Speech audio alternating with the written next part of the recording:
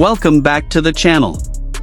Today we have a story that is deceptively simple on its surface and genuinely profound when you sit with it for more than a moment. The story goes like this: a respected Philippine entertainment magazine sits down with two women, a mother and her daughter, and asks them, among many other questions, a single simple question. Who is your ultimate idol, if there is someone you have always wanted to meet? And both of them, without consulting each other, without negotiating, without the kind of careful diplomatic answer that public figures typically reach for when asked questions that could be divisive or that might play to one audience at the expense of another, say the same name. Jimin. Jimin from BTS. The mother first, probably Jimin from BTS. The daughter immediately after, Jimin. With a smile. That is the moment. That is the news item. And on the surface, it looks like a charming piece of K-pop fan content, two famous Filipino women confirming what millions of other people around the world have confirmed through various channels in various contexts, which is that ParkJimin has found a way into their lives and their admiration in a manner that is not easily explained and not easily reversed. But the specific identities of the two women who said his name in that People Asia interview, and the specific context of what they represent individually and together, transforms the moment into something worth examining carefully. Because this is not just two more famous people saying they like Jimin. This is a specific kind of evidence for a specific kind of claim about what Jimin actually is, not as a K-pop star, not as a streaming number, but as a cultural force whose appeal operates across the kinds of generational and aesthetic boundaries that usually separate audiences into distinct and non-overlapping communities. Let us talk about who Dawn Zulueta is, because the significance of her answer to that question depends entirely on understanding what she represents in Filipino culture and in Asian entertainment more broadly. Dawn Zulueta is described as a movie icon, a legendary Filipino actress whose career has defined multiple eras of Philippine cinema and television.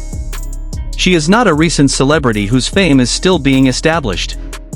She is someone whose name and face have been part of the cultural fabric of the Philippines for decades, a figure whose presence in entertainment represents continuity, legacy, and the specific kind of authority that only comes from having earned and sustained recognition over a very long period of time. When Philippine entertainment media describes her as legendary, they are not using the word carelessly. They mean it in the fullest sense, someone whose contribution to the art form has been significant enough and sustained enough to become part of the shared cultural heritage of an entire nation. Dawn has spoken about her relationship with K-pop in candid terms that reveal a genuine and organic connection rather than a performed or media-friendly enthusiasm. She said, "I enjoy K-pop because it brings me back to when I was a teenager. There's so much energy. The music, the artistry, the choreography is incredible. I enjoy K-pop because it brings me back to when I was a teenager."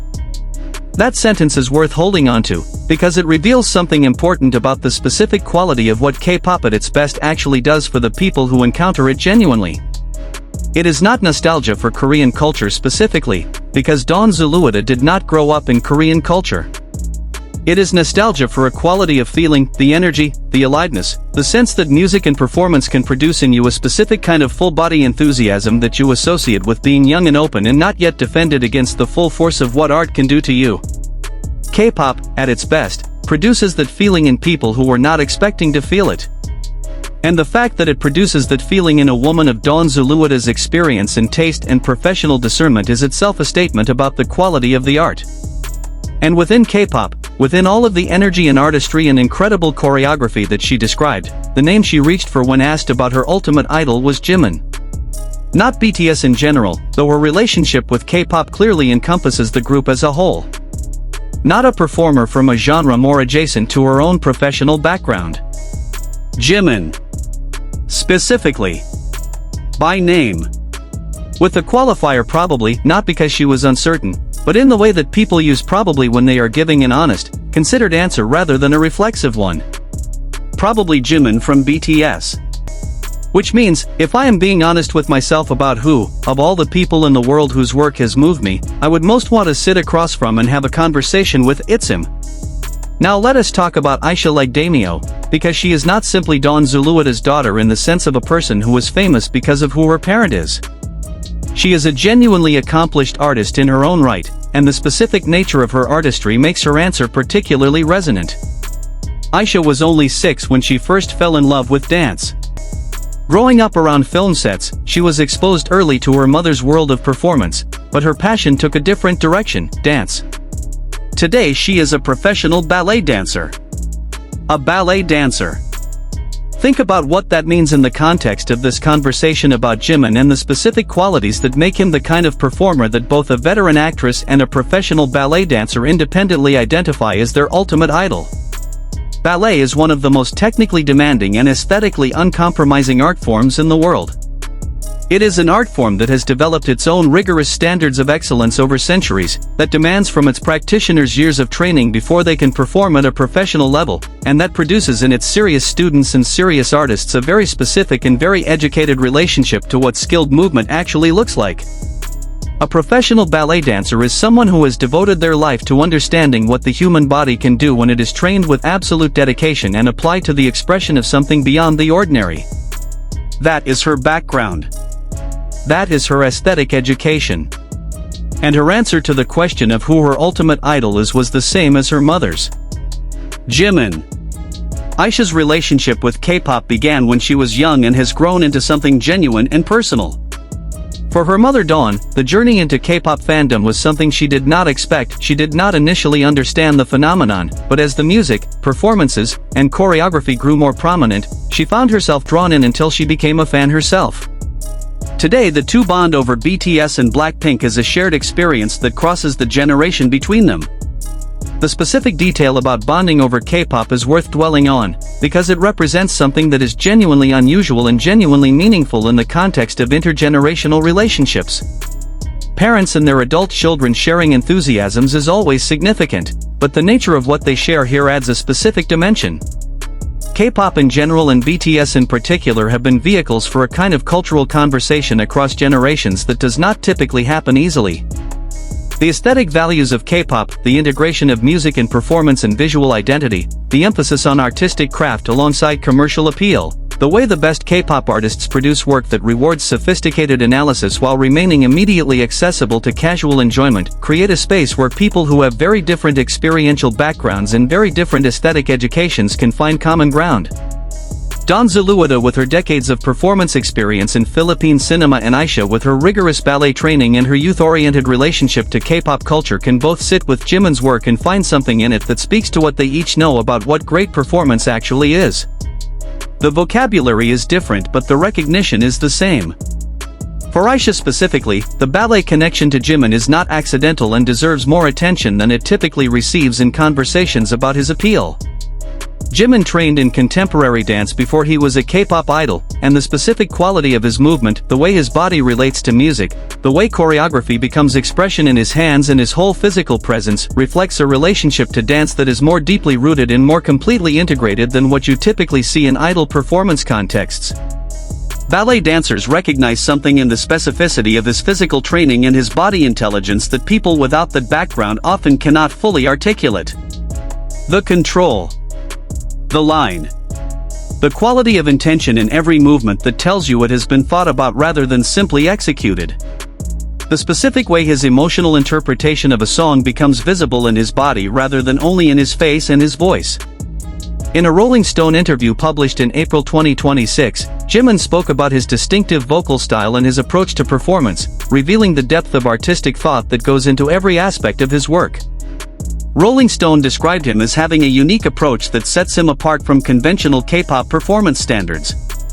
The Rolling Stone coverage reflects the same pattern that the People Asia moment represents from a different angle, the recognition, by established media institutions and by people with sophisticated aesthetic training, that what Jimin does is not adequately described by the category of K-pop idol. That he belongs in a larger conversation about what performance excellence looks like and what distinguishes the genuinely extraordinary from the merely accomplished. The People Asia interview happened in the context of an April 2026 feature that brought Dawn Zulueta and Aisha Like Daimyo together for what the magazine described as an exclusive first interview as mother and daughter. For the very first time, movie icon Dawn Zulueta and her lovely daughter Aisha Like Daimyo joined People Asia editor-in-chief Jose Paulo de la Cruz for an exclusive interview. This context matters because it means the interview was not primarily about K-pop or about BTS or about Jimin. It was a feature about a mother and daughter relationship, about artistic legacy and inheritance, about what it means to grow up in the shadow of a famous parent and find your own artistic path. The question about idols and who they would want to meet was one of many questions in a wide-ranging conversation about their lives and their relationship and their individual artistic journeys. And within that wide-ranging conversation, the answer that has since circulated most widely, that has been shared most consistently in the days since the interview was published, is the moment where both of them said the same name. That organic virality is itself significant. Nobody was pitching the People Asia interview as a K-pop story. Nobody was setting up the moment as content specifically designed to appeal to the BTS fandom. It was a feature about a legendary actress and her ballet dancer daughter, a human interest story about a family relationship and artistic inheritance. And the moment that traveled out of that story into wider circulation was Jimin. Not because the interview was designed to produce that moment, but because the moment was genuine and the genuineness of it was immediately recognizable to anyone who encountered it.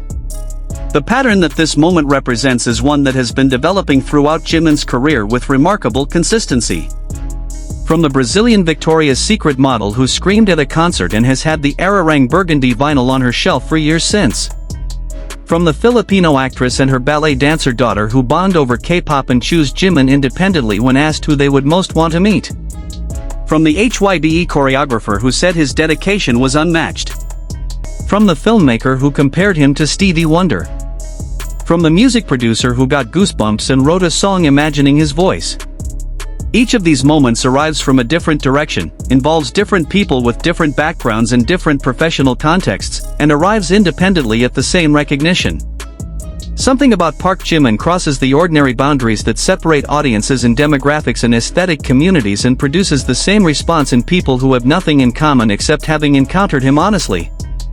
The generational dimension of the Don Zulueta and Aisha like Daimyo moment is perhaps the most interesting aspect of it for this particular analysis. Because the usual narrative about K-pop fandom is that it skews young, that the primary audience for acts like BTS is composed of teenagers and young adults whose enthusiasm is genuine but whose aesthetic judgment is still forming, whose appreciation is more emotional than analytical, whose investment is more parasocial than critically grounded. That narrative exists for reasons, but it consistently fails to account for what actually happens when people like Don Zulueta, people with decades of aesthetic experience in performance arts, people whose taste has been refined by years of professional engagement with what great performance looks like, encounter Jimin's work honestly. What happens is what the People Asia interview documented. Recognition. The same recognition that Aisha brings from her ballet training, that Dawn brings from her acting career, that the HYBE performance director brought from years of working with elite K-pop artists, that the filmmaker brought from his documentary work with BTS, all arriving at the same place through completely different paths. The recognition that this specific person does something specific that is not adequately captured by any existing category, and that speaks to something real and important about what performance excellence actually is. When Don Zulueta says probably Jimin from BTS in response to a question about who she would most want to meet, she is not performing enthusiasm for a younger demographic or trying to seem relevant or hip. She is giving an honest answer to an honest question, from the perspective of someone who has spent her entire professional life in the world of performance and who has developed through that experience a genuine and sophisticated sense of what makes one performer different from another. And the person she names is the same person her ballet dancer daughter names. Not because they coordinated. Not because the answer was obvious or expected or the safe choice. But because both of their honest assessments, arrived at through completely different aesthetic journeys, converge on the same name. That convergence is the story. Not the K-pop fandom story, not the celebrity gossip story, not the heartwarming mother-daughter bonding over music story, though it contains elements of all of those. The real story is about what it means when a veteran actress and a professional ballet dancer, two people whose relationship to performance is deep and personal and professionally informed, are asked who their ultimate idol is and both say Jimin. It is further evidence for the argument that what Jimin does exceeds any single category. That his appeal is not demographic but universal in the specific sense that it operates across the kinds of boundaries, generational, professional, aesthetic, that usually define the limits of any single artist's reach. That the thing he does when he performs, and the thing he does when his music finds you wherever you are and however you came to it, speaks to something in human beings that is not age-specific or culture-specific or genre-specific. Mother and daughter. Different generations. Different aesthetic educations. Different professional backgrounds. One answer. Jimin. And if you have been paying attention to this story from any direction, from the concert halls where Victoria's Secret models lose their composure, from the studios where Grammy-winning producers get goosebumps, from the bookshelf where the burgundy vinyl sits captioned as home, the answer should not surprise you at all. It should feel exactly like what it is, one more confirmation, from one more unexpected direction, of something that has been true all along. Thank you so much for watching. Leave a comment below telling me your own moment of discovering that Jimin's appeal extends far beyond any single category, and subscribe if you have not already. We will see you in the next one.